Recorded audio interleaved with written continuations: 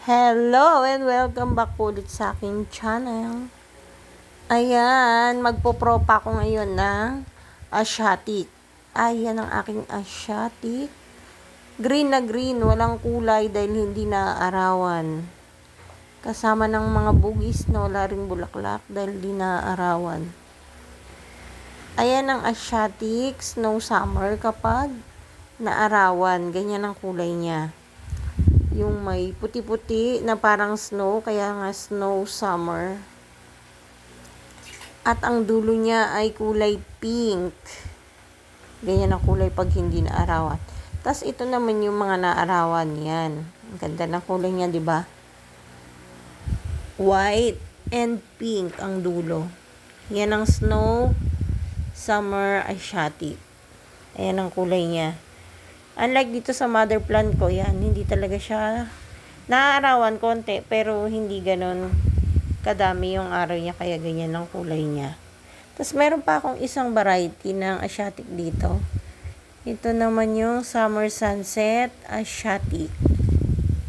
Ayan. Summer Sunset, tingnan nyo dahil orange yung kulay ng dulo niya. Tapos ganyan yung dahon niya. Sa gilid lang yung may green.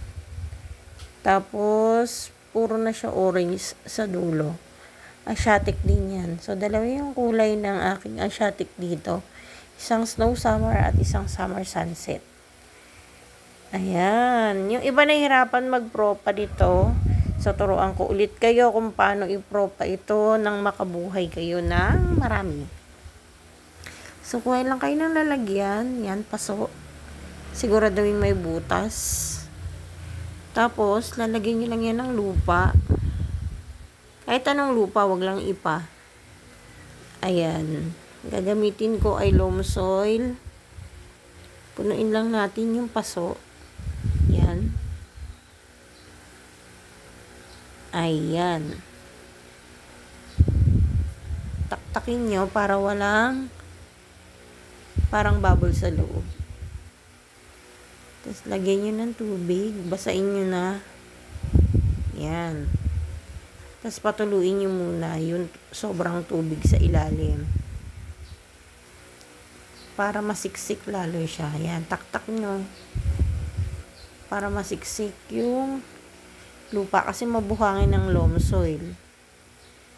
So, kapag basa na, ganyan yung itsura niya. Ayan. Kapag itint na gilid nyo. Intact na siya dyan. Pwede na tayo magtanim. Kuha na tayo ng itatanim natin. Doon sa ating mother plant. Ayan. So, ito yung naputol ko. Putol-putulin nyo lang yan. Ayan. Snow summer tong kinuha ko. Ayan. Putol-putulin nyo lang yan ng ganyan. Bahala kayo kung anong gusto nyong haba. Ayan. Putol-putulin nyo ng ganyan kaliliit.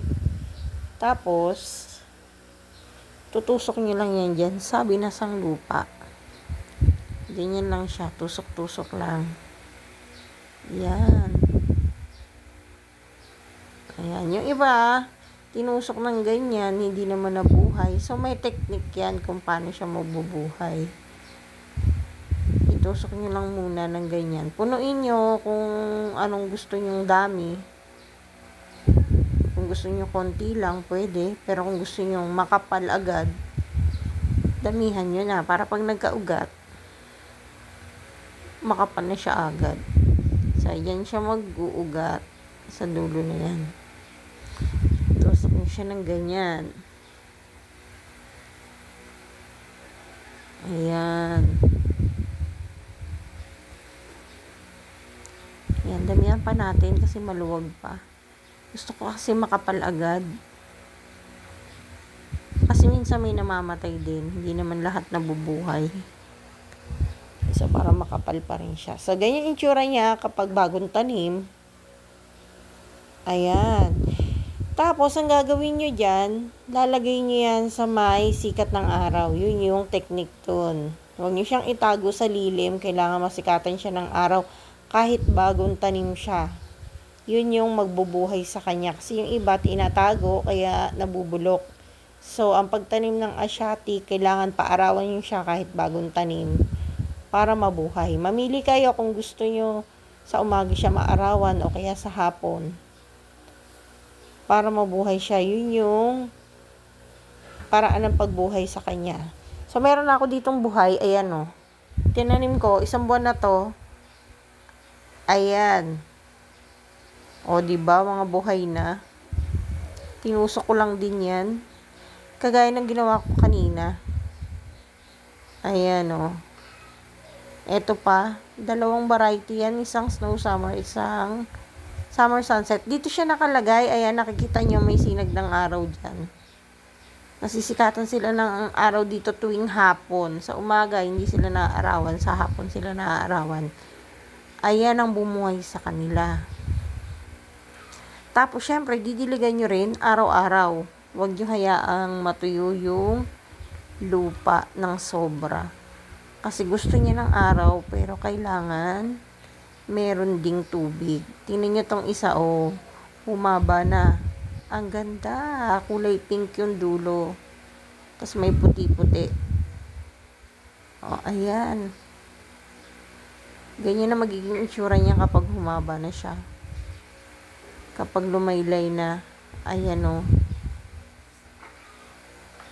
Ayan, ganyan ang pagbuhay ng mga Asiatic. Maganda siya nakahang. Basta ilagay niyo siya sa naiinitan para magkaroon ng ganyan yung kulay niya.